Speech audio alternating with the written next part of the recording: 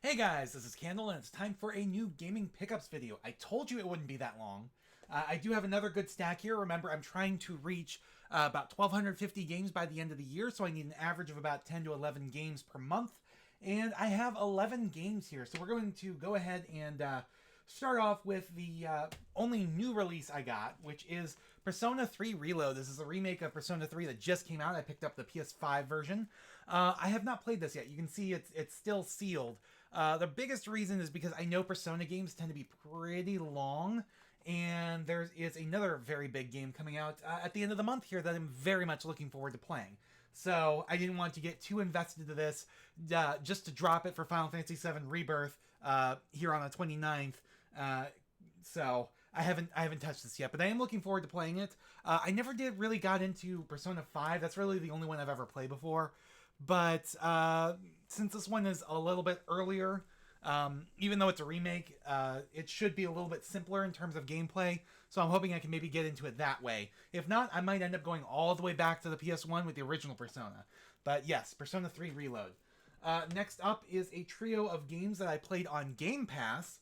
So I finally picked up physical copies for them, and I'm always glad to do so. I really enjoy, picking up physical copies of games I played on Game Pass, especially if it's something I enjoyed while playing it, but especially I really like picking up copies because, well, eventually these games might not be on Game Pass. So, case in point is, we'll talk about this one first. Forza Motorsport. This is the new one, just came out this past year. Well, I'm still playing it. I've been playing it this since launch. It's been slow going because this is mostly a game I play like really just while watching podcasts, and there's only a couple that I've been really watching. And because this is a live service game, it's really slow going. But like I said, this game might not be on Game Pass forever. Even though it is a Microsoft first party title, it's still a racing game. And a lot of times these racing games end up getting pulled from Game Pass due to licensing issues over the cars. Like, for example, a lot of the older Forza Horizon games aren't available anymore, and in fact, their DLCs aren't available anymore. So if you, buy a physical copy of, say, Forza Horizon 2, pop it in your Xbox and start playing, you can play Forza Horizon 2, but you'll also see ads for content that is no longer available because you can't get the DLC. It's been delisted and stuff like that. Still, I've been playing this, and I've been, somewhat enjoying it. I do have a couple issues with it. For one thing, it feels really grindy, and again, I know that's partially because it's a live service game, but it's well, basically, I mean, the way it's set up is like in past Forza Motorsport games where you've got different cups to complete, where it's like 5 events each, different tracks, and so on. You choose a car based on the theme of that cup, and you go. Well, this one, it makes you do a practice run of every track before every race, which on the surface doesn't sound so bad, except for the fact that you're doing basically the same race twice, once with competition, once without. And you can't really skip it, at least not easily. You have to basically load up, start the practice run, then go into the pause menu, and then, go and exit that to continue on to the race. Other than that, you just play through the practice run, and once you get your required laps in, you get like a 10-minute countdown timer where you can keep running the track if you want, or you can just go on to the race. So it feels like there's a lot of padding in here, a lot more than there really needs to be. Like I said, the live service game, that tends to be true of these things. Anyways, moving on, we're going to talk about Scorn. This is the deluxe edition. I don't know if there's a standard edition, but this is actually a steelbook in here. And you'll notice, all of these are still sealed. And again, that's because I already played them on Game Pass. And as long as they're on Game Pass, I don't really need to open up the physical copy if I want to play it again. That said, I don't think I'll really play this game again. Mostly because it's not very good. I enjoyed it, but it's mostly a visual treat. This is a game that is very much, you can probably tell based on the cover art here, it's very much inspired by the artworks of H.G. Geiger, who is the guy who also did a lot of the concept art for the original Alien movies, Aliens, and so on like that. He pretty much designed the Xenomorph and stuff like that. So it has a very Geiger-esque body horror aesthetic, which is very, very visually interesting. And if you're into that kind of like dark horror elements. It's very good. This game, however, is not very scary on its own, but it's more just kind of soaking in that creepy atmosphere and stuff like that. Again, like I said, unfortunately, the gameplay is not very good. You move around at kind of a snail's pace. The combat is terrible. Does not respect the player's time at all. The puzzles are typically fairly simple, although there are a couple interesting ones. But it's still, I think if you're interested in that kind of thing, as long as it's still on Game Pass, definitely check it out. Next up is Teenage Mutant Ninja Turtles Shredder's Revenge. This is the original release, not the expanded release with the DLC and everything like that. Because I haven't actually played the DLC. But yes, this was printed by Limited Run. You can see their logo right on here, although there's no number or anything. But yeah, this was printed by Limited Run. And it's a very good, beat 'em up in the classic style of like the Teenage Mutant Ninja Turtles arcade game, or like the old Super Nintendo, Sega Genesis games. So it's still a really, really good, really fun game. I was never really huge into the Turtles as a kid, but I still, enjoyed them through osmosis, and I played this on Game Pass, really enjoyed it. I am a little sad though, because when I bought this, I thought this was an Xbox Series X version. Nope, it's Xbox One, and unfortunately, you can't really see it right now. Let me back up a second. Oh, other way. My Xbox One row is like completely filled out. You got Xbox Series X down at the bottom here. So I either was facing a choice. I either had to start mixing my Xbox One and Xbox Series X games again, or I had to buy more Xbox One games. Before that, though, before we move on, I want to talk for a second. This has the same badging and branding on the spine as, current Xbox Series X titles, which drives me crazy because it's yet another badging or branding difference on Xbox One. And as a matter of fact, I've got the okay, the rest of these are the classic, but there's like a couple different versions. Some that say Xbox One on the spine, some that just say Xbox, some that have the full green along the top that says Xbox One, some that just say Xbox, some that like this don't have the green along the top at all. So yes, Teenage Mutant Ninja Turtles Shredder's Revenge, good game. Pick it up if you get a chance. Otherwise, if it's still on Game Pass, definitely check it out. But yes, like I said, I ended up going to GameStop to get some more Xbox One games because I wanted to, I don't want to leave one game on its own on a section here, and I don't want to try to mix them back with the Xbox Series X games. And I really, really wish Microsoft had, made the branding and the badging more different and separate like PlayStation did when they moved from the PS4 to the PS5. Instead, we've got almost a PS3 to PS4 situation where, it still said PS3, but very late PS3 games, instead of having the black or gray badging on the spine, had a blue background to match the PS4. Anyways, moving on, the rest of Xbox One games I picked up are Super Lucky's Tale. I haven't played this yet. This is apparently a sequel to Lucky's Tale, which was originally a Oculus Rift game. So you might be wondering, why would they put a sequel to a VR exclusive game on a non-VR console? And the reason is because, well, Lucky's Tale didn't really need to be in VR. It's a third-person character platformer, action platformer, and it was really cool moving around and basically manipulating this character through 3D virtual dioramas, which is really interesting, but it wasn't necessary to the gameplay. It didn't really add much beyond just the visual wow factor of playing a platformer like that in VR. And so eventually they did a sequel. I think this is a sequel. It could just be a remake of the original game, but I think this is a sequel because I think New Super Lucky's Tale is just an enhanced port / remake of Super Lucky's Tale. So I haven't actually played this yet. I want to soon, but I haven't gotten around to it yet because, well, I've been playing other things. Like I said last time, I think, I spent most of January and a good chunk of February finishing up getting all the trophies for Final Fantasy VII Remake in preparation of Rebirth coming out at the end of the month. And so I haven't really had too much time to play too many other games, and this unfortunately was not one of them. As a matter of fact, the rest of these games I have not actually played yet, so bear that in mind. So moving on, next up is Plants vs. Zombies Battle for Neighborville. Now, I picked this up because I had heard good things about the Garden Warfare games, and I wasn't sure if this was going to be, similar or not. Again, I haven't played this yet, but looking at the back, it looks like it might be more of a Fortnite clone, because Battle for Neighborville, the title implies like battle royale standard. Plus, it says play as plant or zombie heroes, battle to the outer edges of Neighborville, jump into split screen couch co-op. So this might be kind of a Fortnite clone, or it might be more of like an Overwatch or Team Fortress 2 clone. Maybe it says heroes, so it might be a hero shooter. I'm not sure. It says there's online single player, but also co-op for 2 people, online multiplayer 2 to 4, and online co-op 2 to 4. So yeah, this is probably, now that I think about it, it's probably more of an Overwatch clone than a Fortnite clone.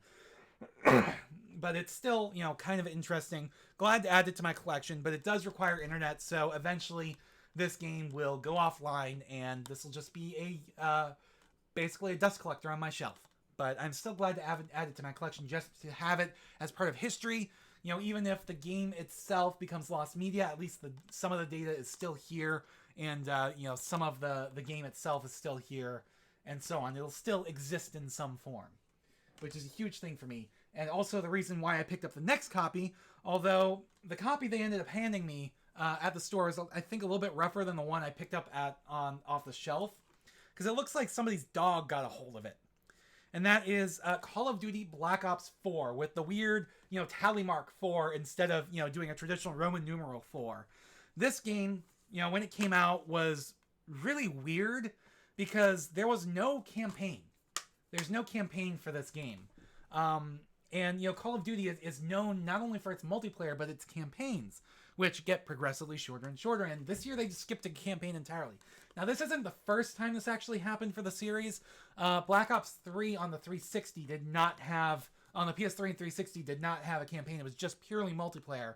The campaign was exclusive to the then next-gen systems, the PS4 and Xbox One. However, this game came out well before the PS5 and the Xbox Series X. So it's really weird that there was no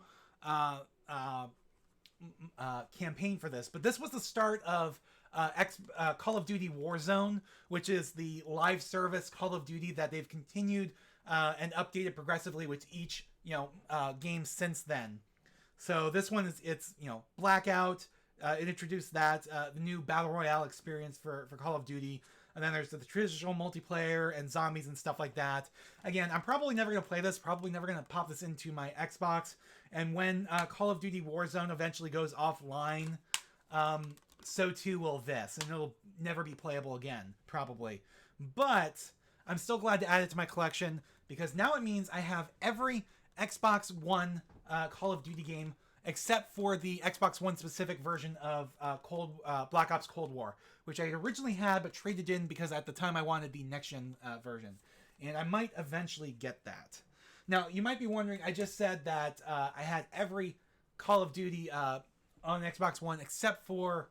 Well, actually, no, there's a couple others I'm missing. Because there was actually a physical release of the Modern Warfare Remaster, which was originally packaged as a digital download title and as a bonus for special editions of Infinite Warfare. Eventually, they did package that as a physical release, though they never did the same for Modern Warfare 2 Remastered, I don't think. However, I did also pick up Modern Warfare 2, and this is the cross-gen edition. I think this is actually the only version they put out on Xbox, where it's Series X and Xbox One, and so definitely looking forward to playing the campaign. This again is the this is a sequel to the 2019 reboot of Modern Warfare, which updated everything from mid to late 2000s to around 2019 2020 when it came out. So definitely like 10-15 year jump, not only in technology but military tactics and military narratives and stuff like that. So definitely looking forward to playing through this, seeing where the narrative goes and stuff like that. This also means that I'm now currently only 1 year behind on Call of Duty with Modern Warfare 3, which I know the campaign for that is supposedly very short and also not very good. It's kind of half-baked. But I'm still probably going to play that for the campaign. Because really, I really only play these for the campaigns. Anyways, moving on. I picked up well, not the last, but I was going to say the last one on the PS4, but it's actually the last one released on the PS4, and also the last one released under the original Western name for this series. And that is, of course, Yakuza Like a Dragon. This is known in Japan as Like a Dragon, though it's, the franchise in Japan has always been known as Like a Dragon, though I think that might actually be what Yakuza means in Japanese. I'm not sure, but they couldn't actually call it Yakuza in Japanese because then the Japanese people might have thought it was actually endorsed by the Yakuza. So anyways, this is a franchise that started on the PS2, kind of out of the kind of ethos and gameplay aesthetic of Shenmue. So it's kind of similar to that, at least so I've heard. I've never actually played any of these. But this one kind of bucked the trend by going to more of a JRPG with, I think, turn-based battles. So definitely interested in checking this out at some point. Although I'm probably not going to play the PS4 version. I'll probably eventually pick up and play the PS5 version when I do, which is going to be a real pain in the ass to put on my shelf when I get the rest of the PS5 Like a Dragon games, because after this game, they stopped producing them, they stopped releasing them as Yakuza in the West here. It's all now Like a Dragon. So recently we had Like a Dragon Ishin, and just more recently, like in the last month or so, basically Yakuza 8 came out. This was Yakuza 7, but it's Like a Dragon Infinite Wealth is the brand new one that just came out. So that said, the only Yakuza game I'm missing on the PS4 now is Yakuza 0, which is why I haven't actually started playing them yet, because I have Kiwami and Kiwami 2, which are the remakes of 1 and 2, and I have the remasters of 3, 4, and 5, but I haven't started them yet because I kind of want to start at 0, even though I know typically you want to go in release order, and 0 is a prequel, but I'd much rather go in chronological order. And eventually I'll get the PS3 and PS2 versions as well. Yakuza 5 was digital only in on PS3 here in the West, but definitely definitely looking forward to eventually playing these. Just don't have the time right now to try to get into it. Like I said, once I get Yakuza 0, I'll probably start it. Also, I know that Judgment and Lost Judgment are in that same world and universe, but they're not necessarily directly tied to the Yakuza franchise. But I don't have those yet either. Anyways, moving on, we have another PS5 game. This one is now currently owned by Microsoft. And in fact, Microsoft owns the publisher for this when it came out, but they were contracted to release this exclusively on PS5 and PC at the time. And that is Deathloop. Yep, this is the last released Bethesda game on the PS5. And definitely glad to add this to my collection. I really do enjoy Arcane games, although this is from Arcane Lyon, which is their French studio, I think. Are these the people that did Dishonored? Let me check that. It probably won't say. Where is it? Dishonored. Yeah, that just says Arcane Studios. Where's the... There we go. Arcane Studios. So this might actually be one of their subsidiary studios, because I don't remember if Arcane proper is supposed to be in France or Canada. It might be French Canadian. I'm not sure. It might be their Montreal studio. Either way, this is still an interesting game.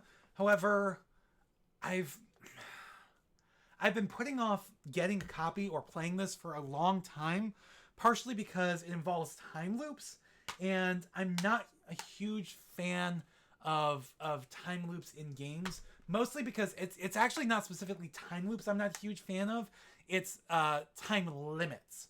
Like, the biggest reason why I never got that far into the original Fallout was because you basically had to beat the game in 55 in-game days, or it's game over. The reason why I never really got much into Majora's Mask is because it's a very tight 3-day structure in that game where, yes, you can reset and recycle, but you lose almost all of your progress every time you do, except for certain key checkpoints. And again, it's also why I've never really played uh, uh, fi- uh, the third Final Fantasy 13 game, Lightning Returns, because there's a time loop in that where you have 7 days to get everything done, and if you don't, then you got to reset and stuff like that, and it's just a huge mind fuck for me that I just really don't particularly enjoy. And Deathloop is predicated. The whole premise of Deathloop is that you're stuck in a time loop where you have to kill certain, you have to kill. It even says it on the tagline on the back here: break the time loop. 24 hours, 8 targets, 1 rival assassin. So you've got 24 hours. You got a full day to kill 8 people to break this loop. Meanwhile, somebody is hunting you and trying to kill you the entire time. And so that's kind of always put me off of it. However, I think it might be okay because I think, I haven't actually investigated this much, but I think it might be that time only progresses when you move from level to level. Like the entire island that you're set on is separated out into different levels. And so time only moves when you go from level to level, I think. So that might be okay. Like I said, I still need to check it out. But definitely glad to add this to my collection. This is the deluxe edition, so it originally came with DLC, but unfortunately I haven't tried it, but I doubt that the DLC code is still good because most people when they get things like this, I bought this used. Most people when they get things like this will immediately open it up and use the DLC code. Not always, but usually. Anyways, that is almost it. There is one last game I want to talk about. And this is actually a collection of games, a collection of 4 games for the Xbox 360. This is the Dreamcast collection. So this is Sega Bass Fishing, Sonic Adventure, Space Channel 5 Part 2, and Crazy Taxi. These are all the Dreamcast versions. And these were available on the Xbox 360, Xbox Live Arcade. I don't know if they still are. I know some games got delisted over the last year. I don't remember if these were in that set, but it's still good to have physical copies of this game where they're all on one disc. I'm pretty sure they're all on one disc. I don't think this says like it needs downloads for any of it, but either way, still glad to add this to my collection. The only one of these I actually own on Dreamcast right now is Sonic Adventure. I do have Space Channel 5, but not Part 2, and I have Crazy Taxi 3 on the original Xbox, but not the original Crazy Taxi. So eventually I need to add these to this. I've played through Sonic Adventure before. I've really enjoyed it. One of these days I really need to play through it again. Crazy Taxi, I haven't really played much of. I only ever played it in the arcade, so I don't know how much the console version differs, like if there's any expanded modes or tracks or like audio tracks, stuff like that. Space Channel 5, I always had a hard time getting into, mostly because it's a rhythm game. And I don't think I ever actually played it on a CRT.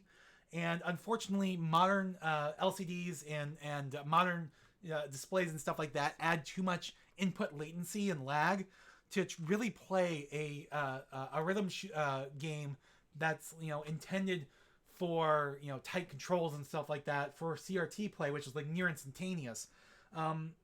Those don't really work that well on modern displays. So I'm hoping that they fix that for this, considering the Xbox 360 was capable of HD output from the onset, with eventually adding digital output via HDMI later on. Sega Bass Fishing, don't really care much about that. I've never been much into fishing games. I might eventually get an original copy excuse me, for the Dreamcast, but that's only because I know there's a like fishing reel controller for the Dreamcast. It might be fun to have that and try it out and stuff like that. But either way, definitely glad to add this to my collection. I think there were a couple other, I think there's like at least one other Dreamcast collection on the 360, but I don't remember if it's there or even what games are on it. Anyways, that is it for this time. I'll see you probably in another month with probably another 10 to 12 games, including 2 copies of Final Fantasy VII Rebirth, because I have the deluxe edition on order from Amazon. However, the way Amazon typically works around here is usually, I'll still get a release day, but it's probably going to be in the afternoon or evening. And I want to play it as soon as I can. So I'm going to probably double dip and go to the local Best Buy and pick up a copy there. Standard edition. Anyways, that is it for the gaming pickups video. If you want to dip out now, I understand. Otherwise, there's a couple other things I want to talk about real quick. with basically what's going on with the channel and what's upcoming. To start, as you may have gathered, the collection pickups, the gaming pickups collection updates, those are not going away anytime soon, at least through the coming year. They are still going to continue. Otherwise, I mentioned last time that I was starting to get the itch to do Let's Plays again.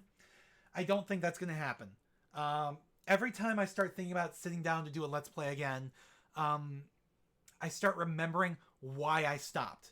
And it was a combination of burnout, dissatisfaction with view numbers and stuff like that. And it's not, view counts aren't really something I really much care about anymore, but it is still disheartening to see that my subscriber count has been steady at like 1,100 subscribers for like the last 5 to 8 years or so, and it's not really ticking up, it's not really ticking down, it's just holding steady. And yet most of my Let's Plays are lucky to get an average of 10 views. So it's really disheartening to see that. I know there are some of you out there that have watched them in the past loyally and enjoy them and like almost every video of them, and I really, really appreciate that. Really thank you for that from the bottom of my heart. But I don't think it's going to happen for me. I'm never going to be a popular YouTuber doing Let's Plays. It's not going to happen. Even as other popular YouTubers, people find out they're problematic, like what just happened with Chugga Conroy and stuff like that. And it's time I came clean on the biggest reason why I don't think that's going to happen. I don't think I have the right type of personality for that. I don't think I'm... And I know you shouldn't, put yourself down and stuff like that. And this is going to reveal some of my self-esteem issues. But like I said, I don't think I have the right type of personality for that. I don't think I'm particularly charismatic enough to continue, to carry a Let's Play and so on. Because, again, people watch Let's Plays for 2 reasons. They watch it to see a game all the way through that they can't be bothered to beat themselves. That's why I typically watch Let's Plays. And then the other reason is because they start, I was almost going to say falling in love. It's not really falling in love, but they become attached to and really enjoy listening to the host of the Let's Play, the player themselves. And that's something that I've done in the past as well with things like the Scary Game Squad or Super Beard Bros, which I've since fallen out of since Gerard Khalil, the completionist, is now problematic thanks to these kind of scummy things he's done with regards to his charity. I'm not a drama YouTuber. I don't want to get into all that. So I'm not going to talk about that beyond saying, unfortunately, Gerard was the biggest reason why I watched Super Beard Bros. So I don't really watch it that much anymore. And he was also one of the biggest draws for me for Scary Game Squad. So I haven't really watched that too much otherwise since. However, I do also really enjoy Jesse Cox, which is how I found Scary Game Squad in the first place. So I'm still giving them a shot every time they put out a new video, but they haven't really been doing a lot of scary games that I myself am that interested in. So I'm much more of the traditional survival horror when it comes to scary games, and they've been doing a lot more of weirder or experimental gameplay types recently. So it's not really there for me. When they come back and do more Resident Evil or Silent Hill or that kind of stuff, that's when I'll be back into them. Anyways, that's neither here nor there. Back to what I was saying. Like I said, I don't think I have the right kind of personality for doing Let's Plays because, again, I don't think I'm charismatic enough, and it's a lot of hard work trying to continue to be entertaining throughout an entire Let's Play. So instead, what I'm going to do is focus more on reviews and retrospectives, which is something I've been wanting to do for years and have tried my hand at, but never really been successful, mostly because I usually don't have the time or the energy for it. And to that extent, I had mentioned previously that there was, excuse me, a large project I wanted to do, but I didn't want to say too much because I wasn't sure if it was going to happen. Well, at this point, I don't think that's going to happen because this large project is just too large. So I'll go ahead and basically talk about it now.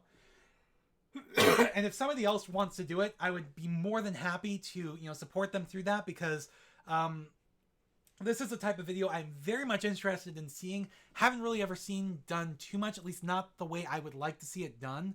And it is a like hours long retrospective of the entire Final Fantasy series. I actually teased this on Twitter, but an entire retrospective of the Final Fantasy series, at least just the mainline titles, all the numbered titles, in chronological order, from 1 all the way through to 16, that fully explores the evolution in terms of visuals, audio, gameplay, narrative, everything. The actual evolution of these games from 1 all the way to 16, how we got from a very simple, basic, generic 8-bit fantasy RPG to what is essentially Game of Thrones meets Attack on Titan on the PS5.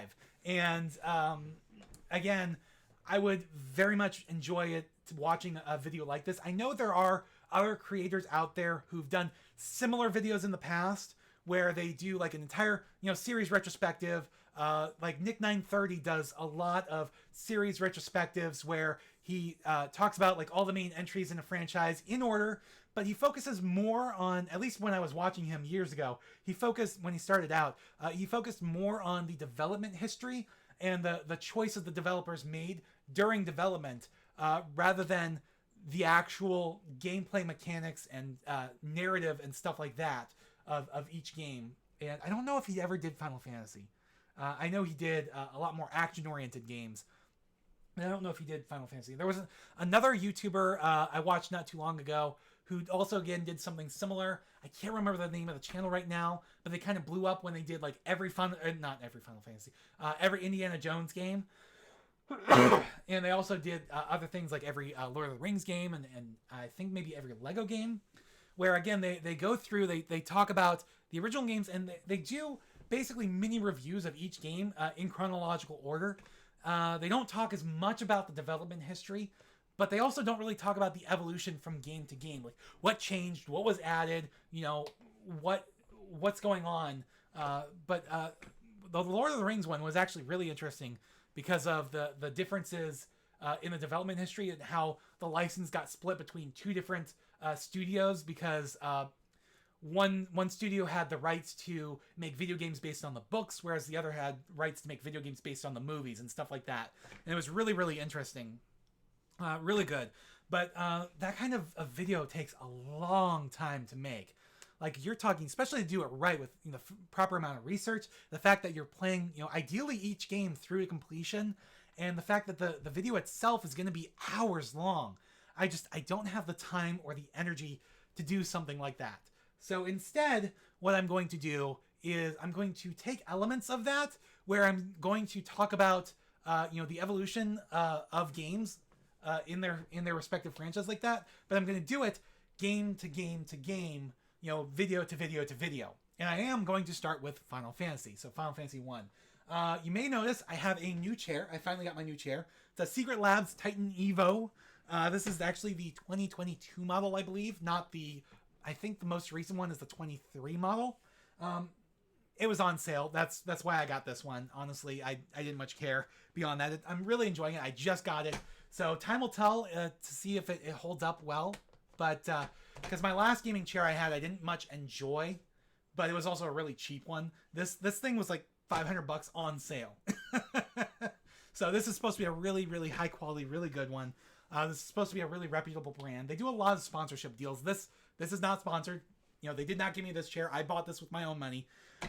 Next up for me is to reactivate my Adobe subscription. So I'm hoping to get this Final Fantasy retrospective out by April.